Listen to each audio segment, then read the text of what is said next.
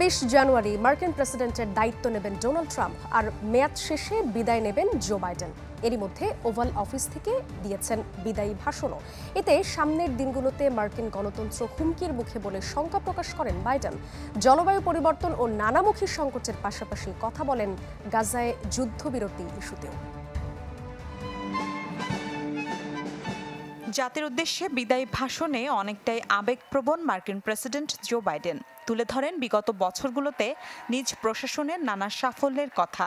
Biden বলেন, মার্কিনীদের কল্যাণে যে বীজ তিনি রোপণ করেছেন দশকের পর দশক ধরে প্রস্ফুটিত হবে তা। প্রশাসনের যে অর্জন তা অনুধাবনে অনেকটা সময় অপেক্ষা করতে হবে। দেশকে রক্ষায় জনগণের প্রহরী ভূমিকা পালন করার পালা এখন। বুধবার হোয়াইট হাউসের ওভাল অফিস থেকেই এই ভাষণ দেন বাইডেন। প্রাইম টাইমে দেয়া এই ভাষণে শুরুতে উঠে আসে গাজা যুদ্ধবিরতি ইস্যু। বলেন, তার প্রস্তাবিত কাঠামোর উপর ভিত্তি করেই এই চুক্তিতে সম্মত হয়েছে দুই পক্ষ। 8 মাসের বিরতিহীন এক আলোচনা চালিয়ে গেছে আমার প্রশাসন। গাজায় যুদ্ধবিরতি সহজ ছিল না। কঠিন এক কূটনৈতিক আলোচনা চালিয়ে যেতে হয়েছে আমাদের। বিদায় ভাষণে মার্কিন গণতন্ত্র হুমকির মুখে বলে শঙ্কা প্রকাশ করেন বাইডেন।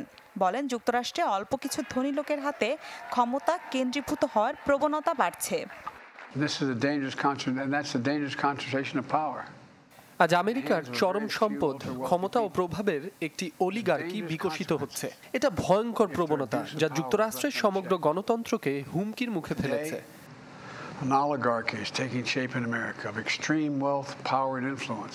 তবে প্রভাবশালীর তালিকায় ঠিক কারা রয়েছেন সে বিষয়টি স্পষ্ট করেননি বাইডেন।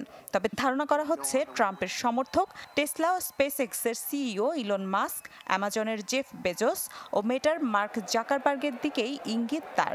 ভাষণে সামাজিক যোগাযোগ মাধ্যম প্ল্যাটফর্মগুলোকেও তুলোধনা করেন বাইডেন।